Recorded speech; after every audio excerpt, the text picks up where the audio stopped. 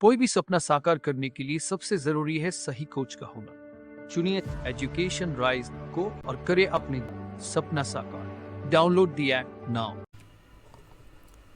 नमस्कार। आज के इस क्लास में हम 12th क्लास की हिस्ट्री के लिए जो टेस्ट होने जा रहे हैं, सेकंड टेस्ट, उसके लिए एक मॉडल पेपर्स देखेंगे जहां पर हम अति लघुतरात्मक और लघुतरात्मक प्रश्न देखने वाले हैं। ये हमारा दूसरा वीडियो है। इससे पहले हमने टेस्ट पेपर मॉडल दूसरा पेपर है, और इससे पहले हमने एक पेपर कर लिया है हिस्ट्री का। पॉलिटिकल के भी हमने किया और बाकी सब्जेक्ट के भी हम करेंगे, और इसी सब्जेक्ट में आपको नेक्स्ट पेपर जल्दी मिलेगा। तो आइए करते हैं शुरुआत दोस्तों। ये जो हिस्ट्री का पेपर है, इसमें पहला जो क्वेश्चन है वो है कि कर्नाटक में 12वीं शताब्दी में एक नवीन आंदोलन का सूत्रपात किसके नेतृत्व में हुआ था। देखिए यहाँ पे आंसर लिखे हुए हैं। मैं आपको लिखे हुए आंसर की पीडीएफ भी अवेलेबल करा दूंगा। हमारा ऐप डाउनलोड कर लीजिए, वहाँ पे ये सारी पीडीएफ आपको चैप्टर वाइज मिल जाएगी। और सेकंड टेस्ट की जो पीडीएफ है वो सेकंड टेस्ट नाम का जो वहाँ पे ऑप्शन बना हुआ है फोल्डर, उसमें आपको मिल जाएंगे। तो इसका उत्तर है कि कर्नाटक में 12वीं शताब्दी में एक नवीन आंदोलन का सूत्रपात बासवन्ना के नेतृत्व में हुआ था। दक्षिण भारत में जो भक्ति काल था, भक्ति काल के दौरान वहाँ पे अलग अलग आंदोलन हुए थे।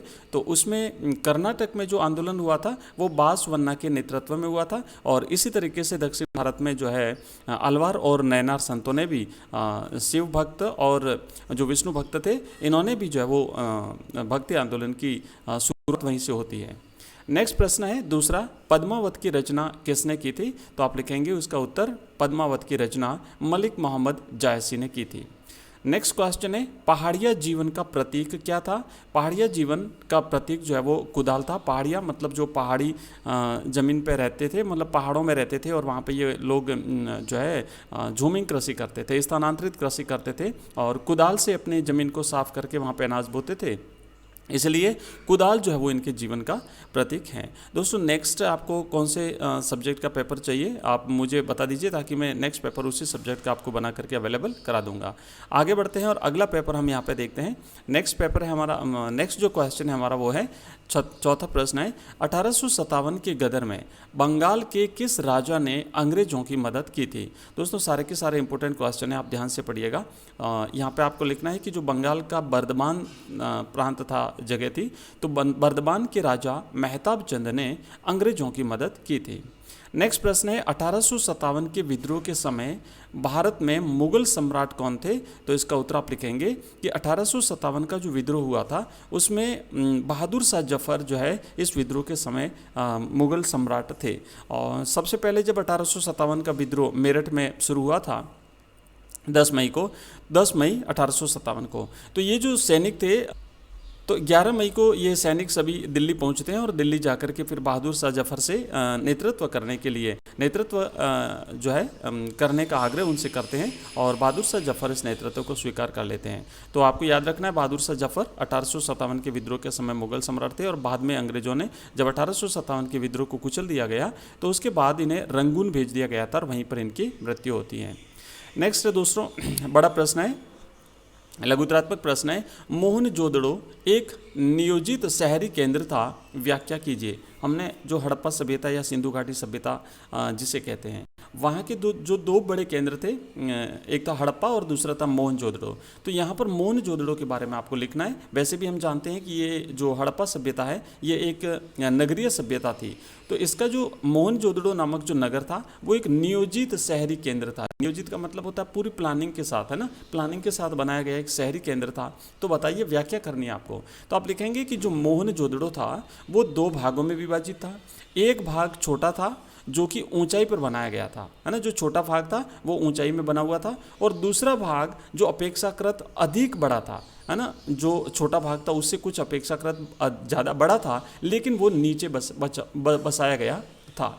छोटा भाग दुर्ग और बड़ा भाग निचला शहर कहलाता था। यानी जो छोटा भाग था जो ऊपर बना हुआ था वो दुर्ग था, और जो बड़ा भाग था जो उसे निचला शहर कहा जाता था। दुर्ग को दीवार से घेरा गया था, और साथ ही साथ जो निचला शहर था उसे भी दीवार से घेरा गया था। पहले शहर का नियोजन किया गया था और फिर उसके अनुसार उसका कार्यान्वयन किया गया था। तो इस तरीके से आप लिखेंगे कि मोहनजोदड़ो 2 भागों में विभाजित था, एक छोटा भाग जो कि दुर्ग था, दूसरा बड़ा भाग जो कि एक आम लोगों के रहने के लिए जो है वो स्थान होगा, और ये निचले भाग में बनाया गया था। ठीक है, पूरे शहर को दीवारों से घेरा गया था। ये है जो आप इसके बारे में लिखेंगे। नेक्स्ट जो हमारा प्रश्न है वो है 5वां कि ईसा पूर्व 6ठी शताब्दी से भारत में हुए नवीन परिवर्तनों का उल्लेख कीजिए। काफ़ी इंपॉर्टेंट प्रश्न है। 6ठी शताब्दी ईसा पूर्व में भारत में जो नवीन परिवर्तन हुए उसके बारे में आपको लिखना है। तो लिखेंगे कि ईसा पूर्व 6ठी शताब्दी में भारत में निम्नलिखित नवीन परिवर्तन हुए। इसमें आप लिखेंगे कि इस युग में लगभग संपूर्ण उपमहाद्वीप में नए नगरों का उदय हुआ। सबसे विशिष्ट बात जो थी वो थी कि तीव्र गति से नए नगरों का विकास हो रहा था 6ठी शताब्दी ईसा पूर्व में, और साथ ही साथ इन परिवर्तनों में सबसे प्रमुख जो है वो आरंभिक राज्यों, साम्राज्यों और रजवाड़ों का विकास था। नगरों का विकास तो हुआ ही था, इसके अलावा कुछ राज्य भी बने थे, साम्राज्यों का विकास हुआ था, रजवाड़ों का विकास हुआ था। इन राजनीतिक प्रक्रियाओं के लिए कुछ अन्य परिवर्तन भी जिम्मेदार थे। ये जो राजनीतिक प्रक्रिया जैसे राज्य बनना, साम्राज्य बनना, रजवाड़े बनना, इनके लिए कुछ और जिम्मेदार तत्व थे। वो था कि इनकी जानकारी कृषि उपज को संगठित करने के तरीके से होती है। मतलब ये था कि अब कृषि की जो उपजें होती थी, उत्पादन जो होता था, उन्हें संगठित किया जाने लगा था। कृषि का भी जो है वो तीव्र गति से विकास होता जा रहा था, और इस तरीके से जो है वो 6ठी शताब्दी ईसा पूर्व में भारत में परिवर्तन हुए थे।